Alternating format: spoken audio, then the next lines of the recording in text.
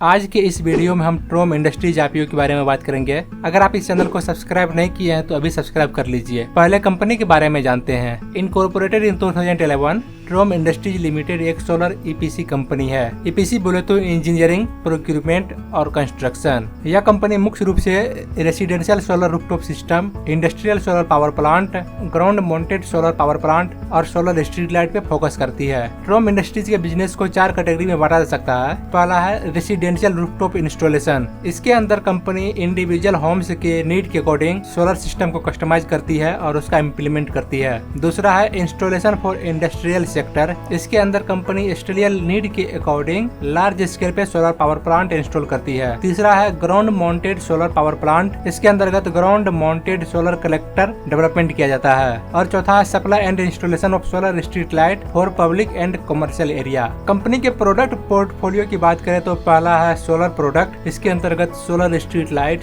Solar freezer, of grid solar system, solar home light, solar water purifier और solar water pump आता है। दूसरा है एसी एलईडी लाइट। इसके अंतर्गत एसी एलईडी स्ट्रीट लाइट और एसी एलईडी फ्लड लाइट आता है। एज ऑफ 1 मार्च 2024 कंपनी के पास टोटल 31 एम्प्लॉय हैं, इंक्लूडिंग डायरेक्टर एंड की मैनेजमेंट पर्सनल। ट्रोम इंडस्ट्रीज आईपीओ एक एसएमई आईपीओ है जिसमें कंपनी 31 करोड़ 37 लाख रुपए मार्केट से रेज करेगी। यह एक बुक बिल्ट इश्यू आईपीओ है जिसमें शेयर्स का फेस वैल्यू 10 रुपए पर शेयर और शेयर्स का प्राइस बैंड 100 से 115 रुपए पर शेयर है। 1200 शेयर्स का एक लॉट बन रहा है। रिटेल इन्वेस्टर मिनिमम और मैक्सिमम एक लॉट के लिए अप्लाई कर सकता है जिसका कॉस्ट 1,38,000 है। एचएनआई इन्वेस्टर मिनिमम 2 लॉट के लिए अप्लाई कर सकता है जिसका कॉस्ट 2,76,000 और मैक्सिमम अपनी कैपेसिटी के अकॉर्डिंग। कंपनी के प्रमोटर जिग्नेश पटेल और पंकज पवार है। आईपीओ इश्यू से पहले प्रमोटर का होल्डिंग इस कंपनी में 98.84% था और आईपीओ इश्यू के बाद प्रमोटर का होल्डिंग इस कंपनी में 69.52% रह जाएगा। ऑब्जेक्ट ऑफ द इश्यू की बात करें तो पहला है funding of capital expenditure requirement of the company towards setup of power plant.